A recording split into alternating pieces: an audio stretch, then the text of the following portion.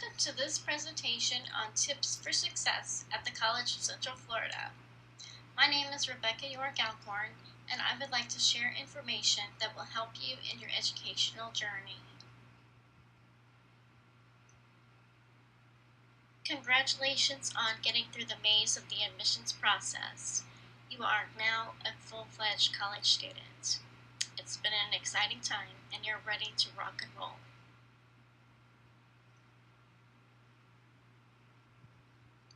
I've listed a number of things that we'll be talking about today. We'll go over college resources, time management, money management, how to develop some study skills, opportunities to get involved, and then I'll conclude with a slide with my contact information. There are a number of resources on the college campus that I wanted to make sure that you know about. The first is enrollment services. This is the hub of student affairs, really. It's where you pay your fees. You can make any changes to your information, such as your address, your phone number. If you get married, you need to change your last name. You want to make sure that you do these in enrollment services so that there are no delays in your getting information or things of that nature. I provided the college catalog URL here, so if you wanted to take a look at the college's policies, procedures, and operations, this is a wealth of information. Basically, it talks about any topic that you can think of, so I encourage you to look at the college catalog. Access Services is a program where students who have disabilities can receive accommodations, such as extended test time or someone who takes notes for them while in class or sign language interpretation and things of that nature. So if you have a disability, I encourage you to register with them. Financial aid is the department, probably the most important department, really, when it comes to paying for your college education. So you want to make sure that if you have any questions at all, are not sure what to do, how to do a scholarship application, make sure that you contact them because they really have a wealth of information about all types of financial aid. The Career and Testing Center is a place where you can not only take your placement tests, which you've already done, but if you have confusion about what direction you want to take and you need some assistance, they can help you with career exploration. Also give you some assessments that help you narrow down the types of work, types of job that you want to do or you're interested in. Then we have a student assistance program. This program is for students who have a hard time, whether it's related to school or their personal lives, things of that nature. There is a way that you can get free assistance by seeing a therapist for a maximum of 3 sessions. So if you have any problems at all, I encourage you to ask about this program. Time management is absolutely crucial to the success of any college student. The first thing I wanted to discuss is support. Support means that you have the emotional and possibly financial backing to start classes to get a degree. You need to have provisions for childcare. You would need to make sure that your school schedule will not interfere with your work schedule. So you want to make sure that you have all of these things in place prior to college. The second thing is you need to have some type of system for organizing your schoolwork. The best thing that I had in college was a college planner because it had the days that we would be off for school as well as different activities in the schedule.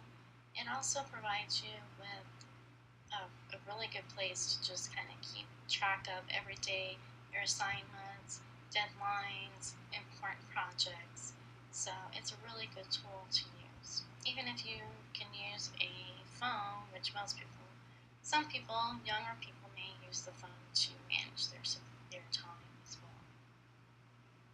Thirdly, your instructors will give you a syllabus for each class that you attend.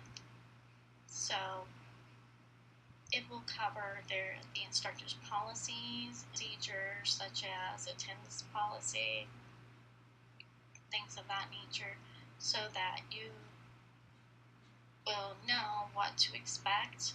And they also describe the different projects and different deadlines for assignments and the syllabus. So you want to make sure that you really read that very clearly.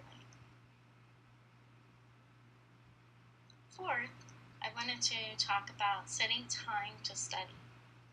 Not only will you be in class, but you'll have to be studying as well, doing assignments or reading chapters. So you really need to have that time already set in your schedule rather than trying to fit it into the rest of your life. So that's really important to have a study time each day. And last, just keep up with your assignments. It's really difficult if you get behind in your reading or if you need to submit a term paper or something like that. It's really hard to catch up to that. So you want to make sure that you just go ahead and build that time in so that it'll be a lot easier on you.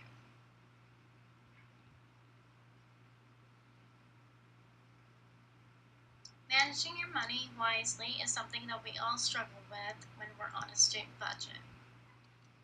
First, you'll want to make sure you avoid excessive entertainment, eating out all the time, buying the latest games or cell phones, taking shopping sprees, or getting your nails done. Trust me, I have seen this happen many times.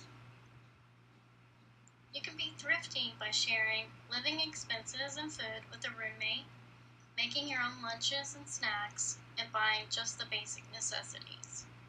Allowable expenses set for financial aid are tuition, books, supplies, basic living expenses, transportation, personal items, and childcare. However, it is good to allow yourself a small luxury every once in a while for aiding a test or getting a really difficult research paper done. A couple of more words on financial aid. Please understand that your academic progress is tied to your financial aid. If you fall below a 2.0 GPA, for instance, you may have to pay for classes out of pocket for a semester or longer. If you take out student loans, remember that you will have to pay them back even if you do not finish your program, and it is expected that you'll begin paying them if you are out of college at least half-time for 6 months. And as you can tell, it is encouraged that you get back into school so that you can complete your degree. Defaulting on student loans are taken very seriously by the federal government. They will not hesitate to keep tax return refunds or garnishing wages for non-payment. Develop study skills. Attendance is probably the single best thing you could do that will improve your grade in any class. Instructors notice that you're coming to class, they recognize your face, and they become familiar with you. If you have an emergency, though, let your instructor know, and if they are familiar with you, they will probably be more understanding than if it was someone else who wasn't going to class. If at all possible, invest in a laptop. Technology has literally changed the way we look at learning. It doesn't have to be expensive, but it does make you extremely portable. So if you're on campus, you don't need a printer. Simply put your paper or your assignment on a flash drive, and you can print that on campus for a small fee. Make sure you ask instructors questions so that you get the best out of your education. Don't hesitate to let them know if you're struggling with something. That is why instructors have office hours each week, so that they can be available to students. It never hurts to do extra credit by your professor. It can really make the difference between getting an A rather than a B.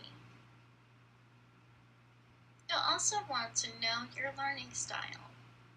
I have provided a link here that takes you to a fun but insight quiz that may help you narrow down exactly what it is that makes you tick in the learning environment. Get a buddy to study with, or perhaps gather with classmates before a test.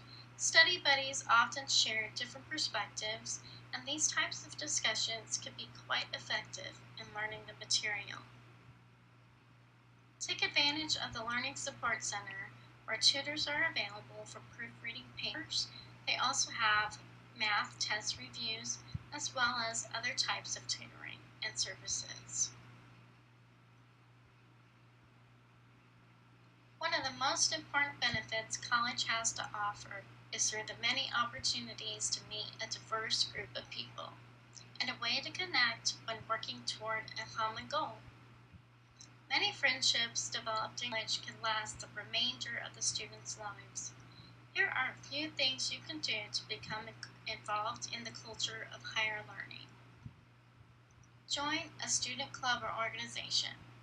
In the first few weeks of both fall and spring terms, Student Life hosts Club Rush, which is a fun event where all the groups exhibit the purpose of their organization and invite you to join. Even if you decide not to join, it's a great opportunity to get food, free food, listen to music, play games, and win prizes. One of the most rewarding types of relationships is that of mentor and mentee. I suggest that you approach an instructor, staff person, or someone else who knows the ropes that you admire to give you real-life advice and feedback. After your first semester or first year, recognize that incoming students need your help just as much as you did when you were in their shoes.